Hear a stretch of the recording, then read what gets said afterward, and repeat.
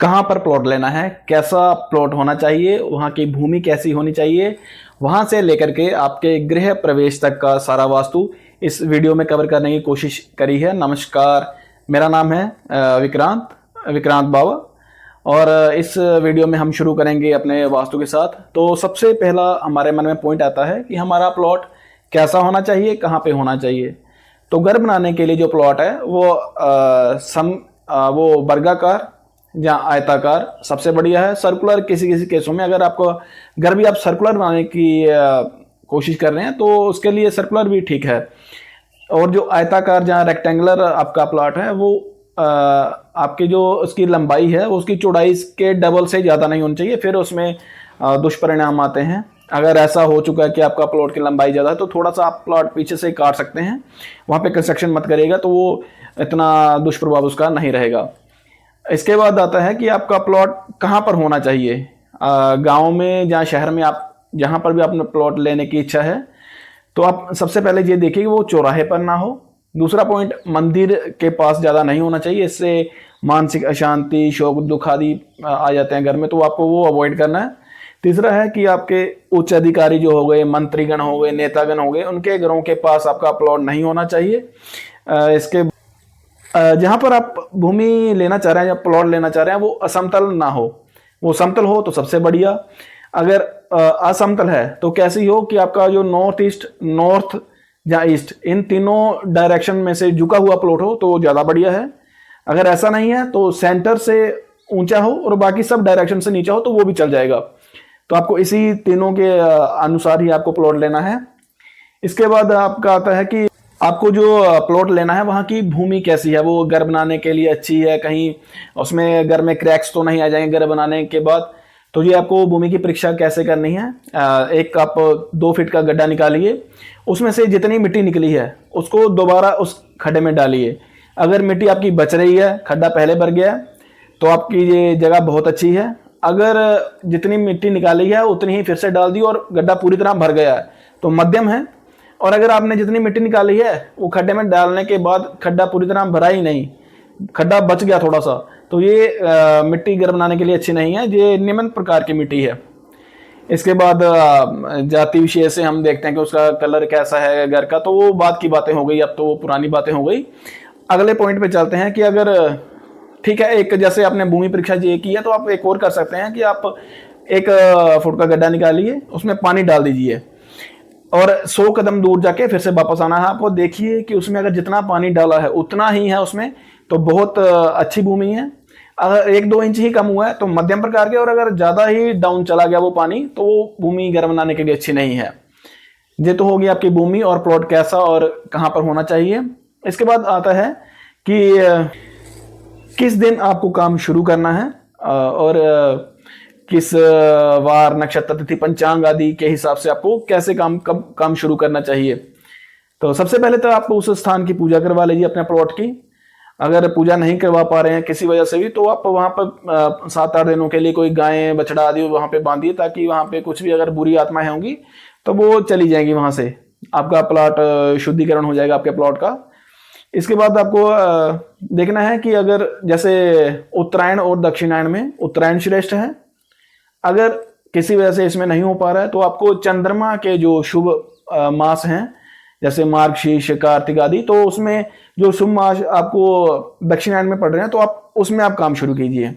संभव अगर ये भी नहीं हो पा रहा तो आपको क्या करना है कि शुक्ल पक्ष में काम शुरू करिए, या फिर शुक्ल पक्ष की पंचमी से लेकर कृष्ण पक्ष की पंचमी के बीच में, जब चंद्रमा बली होता है, चंद्रमा की रोशनी अच्छी होती है, उस दौरान आप काम शुरू करिए।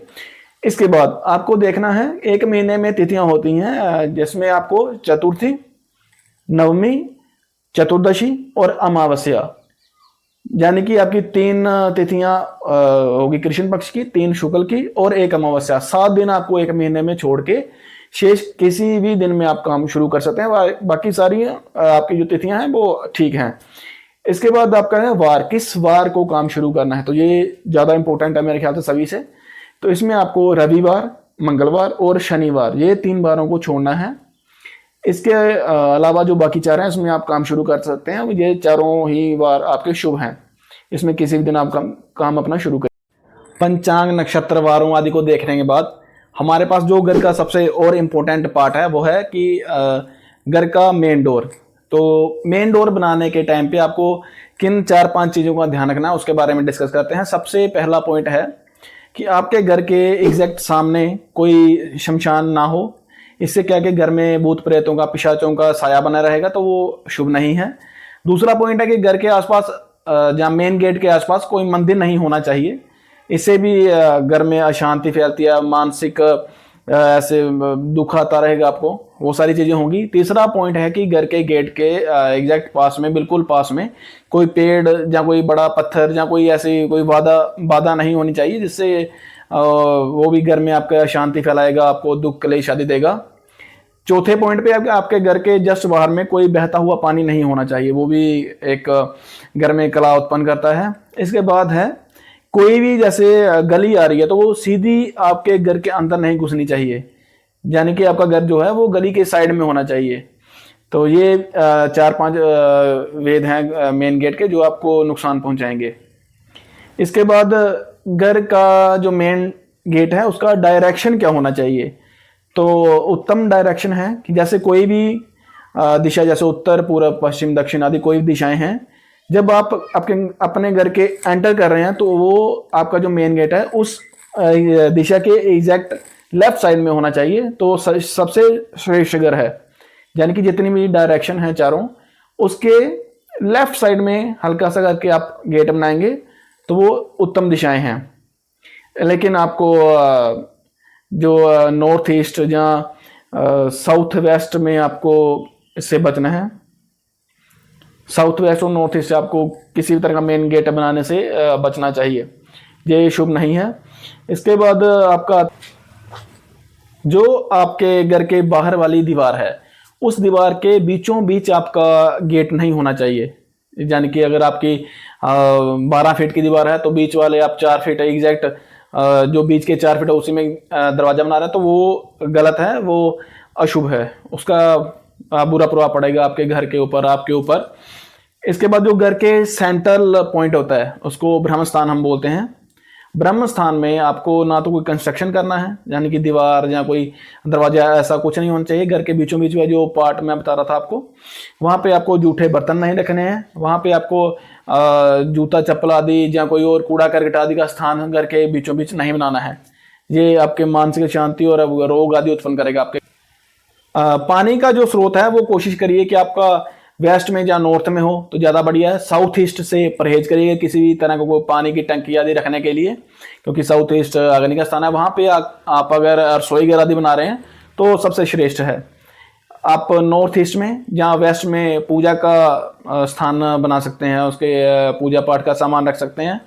पढ़ाई के लिए जैसे नॉर्थ वेस्ट से जस्ट राइट में आपका जो स्थान पड़ेगा वो सबसे श्रेष्ठ रहेगा आपके पढ़ाई के लिए।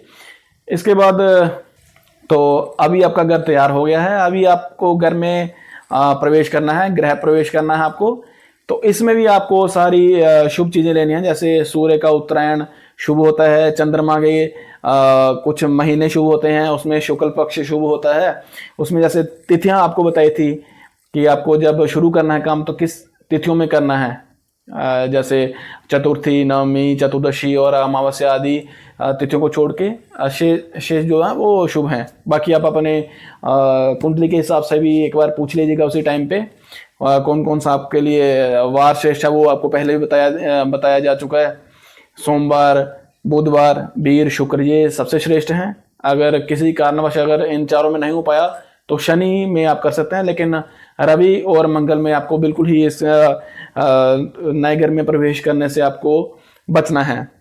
इसके बाद आप पूजा करके, मंगल गायन करके आप अपने गृह में प्रवेश करें तो आपको घर की कोई परेशानी नहीं होगी, घर आपका लंबी उम्र वाला रहेगा। धन्यवाद, फिर मिलते हैं। जय हिंद।